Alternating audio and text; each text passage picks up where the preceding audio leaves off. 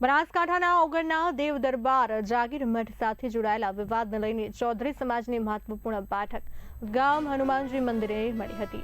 અજમલ ચૌધરીના અપહરણ અને મારપીટના કેસમાં મુખ્ય સૂત્રધાર તરીકે બળદેવનાથ બાપુનું નામ ફરિયાદમાં ઉમેરવાની માંગ સાથે સમાજે પોલીસ તંત્રને 10 દિવસનું અલ્ટિમેટમ આપ્યું છે। કાયદો અને વ્યવસ્થા જળવાઈ રહે તે માટે બેઠક પહેલા જ ડીવાયએસપી, એલસીબી, એસઓજી સહિત 200 થી વધુ પોલીસ જવાનો તૈનાત કરવામાં આવ્યા હતા। કિસાન આજે અમારી વેદનાને લીધે હનુમાન દાદાના મંદિરે આખા સમાજના એકઠા થયેલા છે।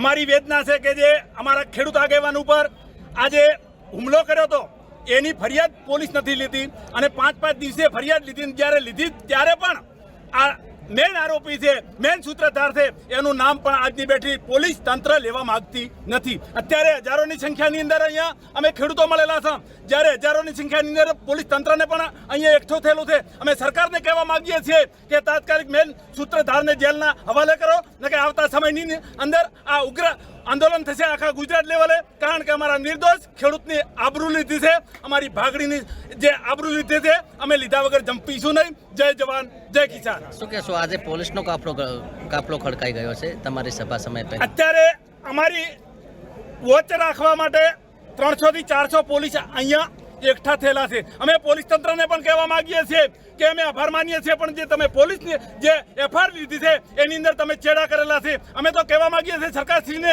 કે આની અંદર જે ચેડા કર્યા હોય એ પોલીસને પણ જેલના હવાલે કરે, એવી પણ અમારી માગણી છે। જય જવાન, જય કિસાન।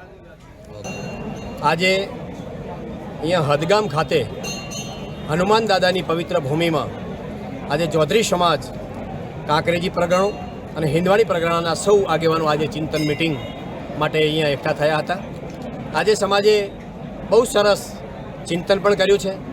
સમાજની અંદર જે કુરિવાજો દૂર થાય, વ્યસન મુક્ત બને, દીકરા દીકરીઓને પૂરું શિક્ષણ મળે, કન્યાઓ પણ આગળ આવે, એ માટેનું પણ આજે અમે ચિંતન કર્યું છે। ખાસ કરીને ચૌધરી સમાજની પાઘડીનું જ્યારે અપમાન થયું હોય તો એ વિષયને લઈને આજે ખૂબ અહીંયા ચિંતન થયું છે। જે હમણાં તાજેતરની ઘટના આપણે બધાને ખબર છે, અમારા વઢિયાર પંથકના આગેવાન અજમલભાઈ ઉપર જે હિચકારો હુમલો, જે અપહરણ કરાવ્યું, અપહરણકર્તાઓ લઈ જઈને એવી જગ્યાએ કે જે દરેક હજારો કરોડો લોકોની શ્રદ્ધા જોડાયેલી છે, અમારું આસ્થાનું કેન્દ્ર છે, હજારો લોકોનું કરોડોનું આસ્થાનું કેન્દ્ર છે, એવા મઠની અંદર લઈ જઈને અપહરણકર્તાઓ માર મારે, જેમણે અપહરણ કરાવ્યું એ ખુદ માર મારે, લૂંટ કરે અને અપમાનિત કરી અને એમને ઢોર માર મારવામાં આવે, જાનથી મારી નાખવાની ધમકી આપવામાં આવે, પોલીસ સ્ટેશને આજીજી કરવામાં છતાં પણ એમની ફરિયાદ લેવામાં ના આવે, ત્યારે શાંતિપ્રિય સમાજ 5 દિવસ પછી એમને ફરિયાદ દાખલ કરે છે। એના અંશમાં હજી પણ સુધી અમને ન્યાય નથી મળ્યો। પોલીસે કર્યું, પોલીસે એસપી સાહેબને અમે આવેદનપત્ર આપીને રજૂઆત કરી। આ તબક્કે એસપી સાહેબનો એક આભાર એ માનું છું કે જે ગુનેગારો 3 અટકાયત કરી એમને છોડી મૂકી, ફરી એમના ઉપર પાછા કરીને એમને જેલને પાછળ ધકેલ્યા, તે બદલ એમનો ખૂબ ખૂબ આભાર।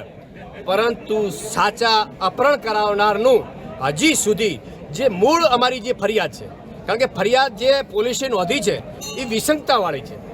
અમારા અજમલ કાકાએ જે ફરિયાદીએ જે ફરિયાદ લિખિતમાં આપી છે એ પ્રમાણેની ફરિયાદ છે જ નહીં, આખી ફરિયાદ અલગ છે। કારણ કે એમનું અપહરણ કરાવનારે અપહરણ કરાવ્યું, એ અપહરણકર્તાઓને અપહરણ કરાવનારાઓ સાથે મળીને ઢોર માર માર્યો, લૂંટ કરી, ધમકી આપી, તો એ તો ફરિયાદમાં છે।